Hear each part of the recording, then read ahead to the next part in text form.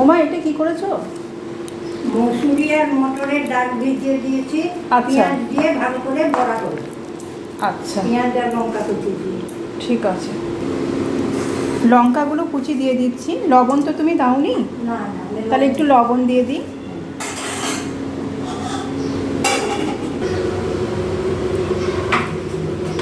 ডাল দিয়ে এই বড়া ভাজা দিয়ে ভাত খেতে কিন্তু বেশ ভালো লাগে। তো কড়াই তেলটা বসিয়েছিলাম, তেলটা গরম হয়ে গেছে, আর ডালটা আমি ভালো করে লঙ্কা পেঁয়াজ লবণ দিয়ে মেখে নিচ্ছি। আর লঙ্কা দিলে বেশ ভালো ঝাল ঝাল লাগে একটু, এইটাকে ঝাল বড়া বলে। তো এটা লবণ দিলে বেশ খেতে একটু ভালো হয়। তো লবণ দিয়ে ভালো করে মেখে নিয়ে গরম তেলের মধ্যে ভেজে নেব। তেলটাও এদিকে গরম হয়ে গেছে। মসুরি মটরের ডাল আর এর মধ্যে ছোলার ডাল দিলেও কিন্তু একটু ভালোই লাগে। আর তো আজকে আমি 2 রকমের ডাল দিয়ে বড়া ভাজছি। আর ওদিকে মা রান্না করেছে মসুরির ডাল, আর শাক রান্না করলাম আমি, পাঁচমিশালি শাক। আর হচ্ছে কাঁঠালের যে দানাগুলো হয়, ওই দানাকে ছাড়িয়ে প্রেশার কুকারে সিদ্ধ করে লবণ দিয়ে হলুদ দিয়ে একটু, আর বেশ ভালো করে ছাঁকা তেলে ভাজা। আজকে নিরামিষ রান্না।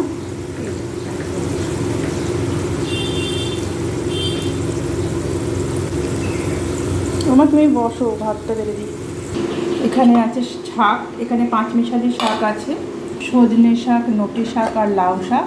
আর এখানে বললাম কাঁঠালের দানা কয়েকটা মা কিছুটা পরিমাণ ভেজেছে আর কিছুটা পরিমাণ সিদ্ধ দিয়েছে। আমি সিদ্ধ খেতে ভালোবাসি তাই। আর শাকটা আমি করেছি, আর করেছি মসুরির ডাল আর ভাতটা এখানে 1 বাটি তোলা আছে, আর ডালটা কিছুটা দেওয়া হয়েছে, কিছুটা আছে। এবার বড়াটাকে আর 1 পিঠ লাল লাল করে ভেজে উল্টে দেব, দিয়ে মাকে খাবারটা দিয়ে দেব। আর পরে বড়াগুলো আমি পরে ভাজবো, কারণ আমরা এখন খাবো না, ঠিক যখন আমরা খাবো তখন ভাজলেই ভালো লাগবে। আগে থেকে বড়া ভেজে রাখলে বড়াগুলো ঠান্ডা হয়ে যায়, ঠিক খাওয়ার সময়ে কিন্তু আমি বড়াগুলো ভাজবো।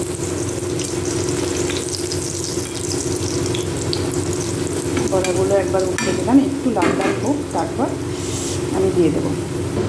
আর বাকিটা আমি এখানে ঢেকে রাখবো, পরে আবার ভাজবো। এখানে কয়েকটা ডিম সিদ্ধও করেছিলাম, তার মধ্যে মাকে একটা দিয়ে দিলাম। ওমা তাহলে তুমি খেতে বসো, আমি বড়া ভাজাটা দিচ্ছি। এখানে শাক, কাঁঠালের বিচি ভাজা, ডিম সিদ্ধ, ডাল, দই আর 2 রকমের ডাল আছে। তুমি খাও। ওমা দাঁড়াও, তোমাকে ওমা এ নাও বড়া ভাজা।